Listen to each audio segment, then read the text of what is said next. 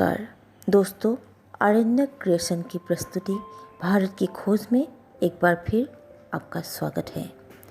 आज का हमारा विषय है विभीषण पत्नी सरमा। क्या सच में रावण के लिए पहरेदार का काम करती थी विभीषण की पत्नी सरमा? दशानन रावण के छोटे भाई विभीषण की पत्नी और गंधर्वराज शैलुष की पुत्री थी सरमा। पवित्र नदी गंगा और ब्रह्मपुत्र के उत्पत्ति स्थल हिमालय स्थित मानसरोवर के किनारे सरमा का जन्म हुआ था। वर्षा का मौसम था, गरज रहे थे बादल, भारी बारिश से बेकाबू होकर बढ़ रहे थे मानसरोवर।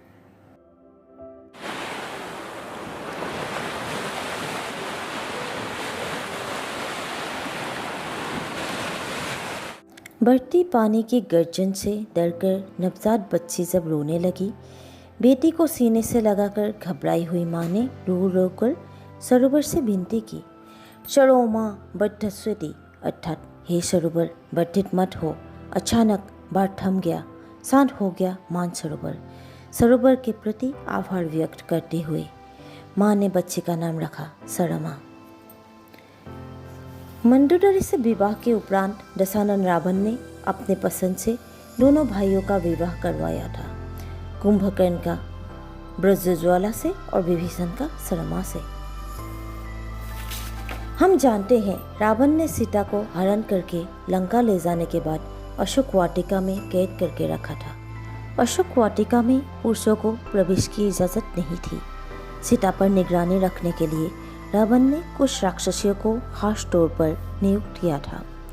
दशानन रावण ने आदेश दिया था कि प्यार से समझा बुझा कर या फिर डरा धमका कर जैसे भी हो सीता को उनसे विवाह करने के लिए तत्पर किया जाए। सीता के मन में उनके प्रति प्रेम जागृत करने के लिए जिन विश्वस्त औरतों को खास तौर पर रावण ने नियुक्त किया था, उनमें से एक थी विभीषण पत्नी सरमा। अपने दोनों भाइयों के साथ विभीषण का बचपन से ही अनबन थी। खास तौर पर दशानन रावण के हर एक कुकर्म का विभीषण विरोध करते थे। तो फिर विभीषण जैसे गुणी और धार्मिक पुरुष की पत्नी होकर सरमा ने रावण के लिए काम क्यों करती थी? क्या ऐसा करने से विभीषण ने कभी अपनी पत्नी को रोका नहीं था? जी नहीं। इसका कारण है सरमा आत्मसम्मान से परिपूर्ण और अपने कर्म के प्रति निष्ठावान एक नारी थी। कोई भी हालात उनके मनोबल और विश्वास को कमज़ोर नहीं कर सकती थी। धर्म की परिभाषा वो भली भांति जानती थी। रावण द्वारा सीता का अपहरण तथा बार बार विवाह के लिए मजबूर करना सरमा को मंजूर नहीं था, लेकिन फिर भी अपनी जिम्मेदारियों को उन्होंने पूरी ईमानदारी से निभाया।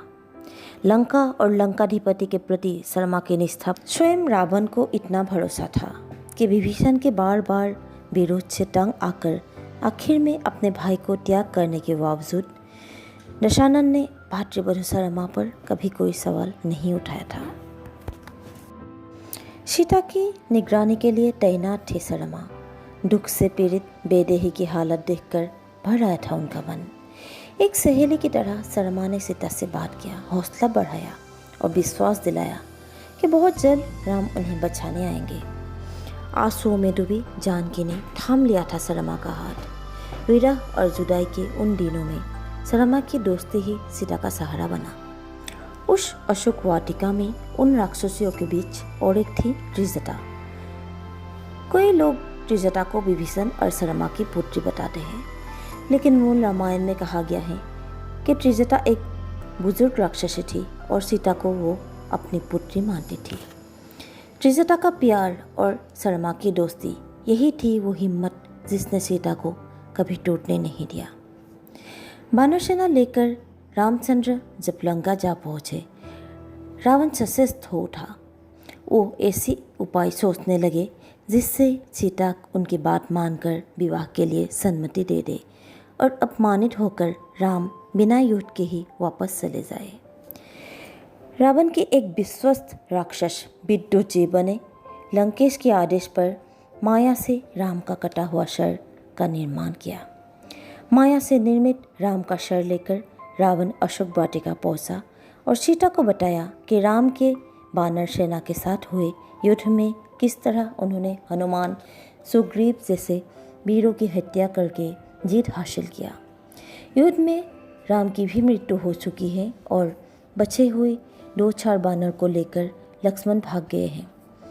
राम की मृत्यु के प्रमाण के तौर पर वो कटा हुआ सर सीता को दिखाने के लिए लेकर आए हैं।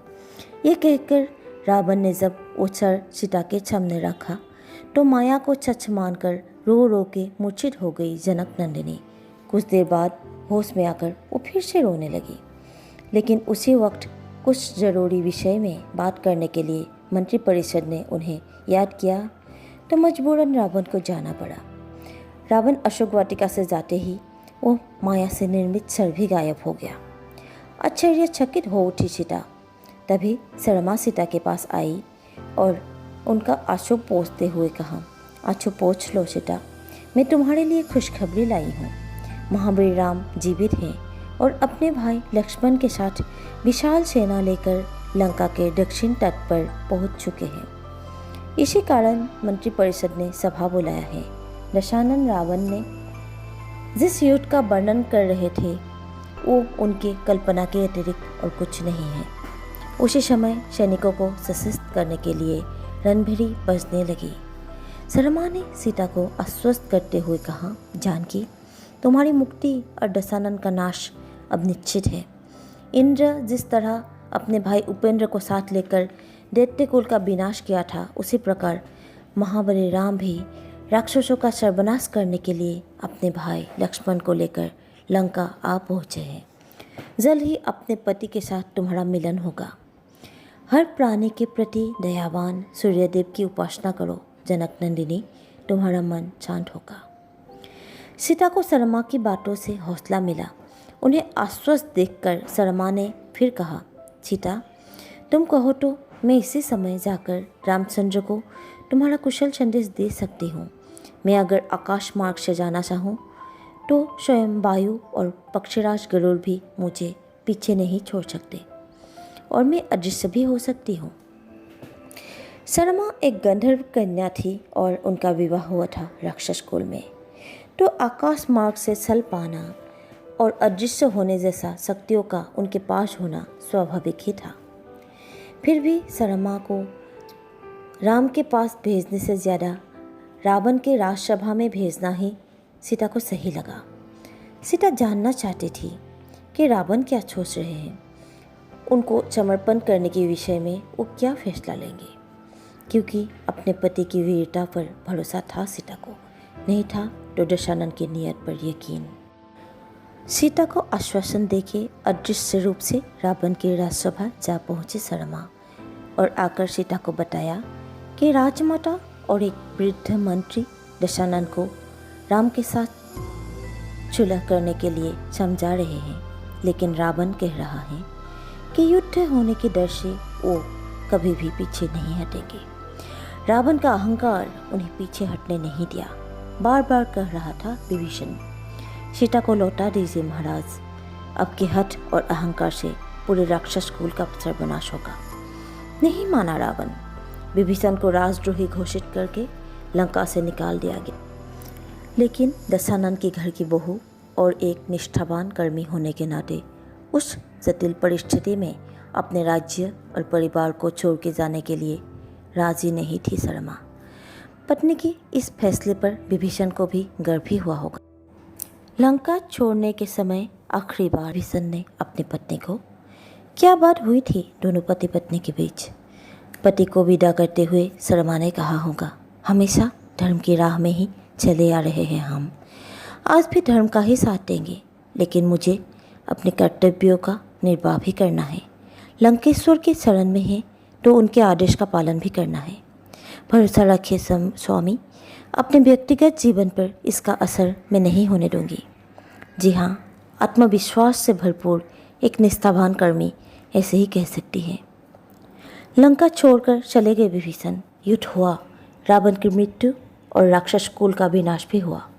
सीता को लेकर अयोध्या लौटने से पहले लंका के सिंहासन पर विभीषण को बिठाया राम ने। लेकिन शर्मा का क्या हुआ? क्या उन्हें भी महारानी का दर्जा मिला? जिस हौसले ने सीता का आत्मविश्वास को कभी टूटने नहीं दिया। स्वामी राम से मिलने के बाद लंका त्यागने से पहले क्या उसके लिए शर्मा के प्रति आभार व्यक्त किया था सीता ने? रामायण में इसका कोई उत्तर नहीं। नमस्कार पूज्यजनों, भाइयों और बहनों, मैं अरण्यक। हम इस चैनल पर हमारे देश से जुड़े हुए इतिहास, पौराणिक कथाएं और सांस्कृतिक तथा राजनीतिक क्षेत्रों के अनेक विषयों को एक रिसर्च टीम द्वारा प्रस्तुत करके आपके सामने लाने की कोशिश करेंगे। हमारे साथ जुड़े रहने के लिए हमें लाइक कीजिए, सब्सक्राइब कीजिए और बेल आइकन को दबाना मत भूलिए। Please please please, thank you.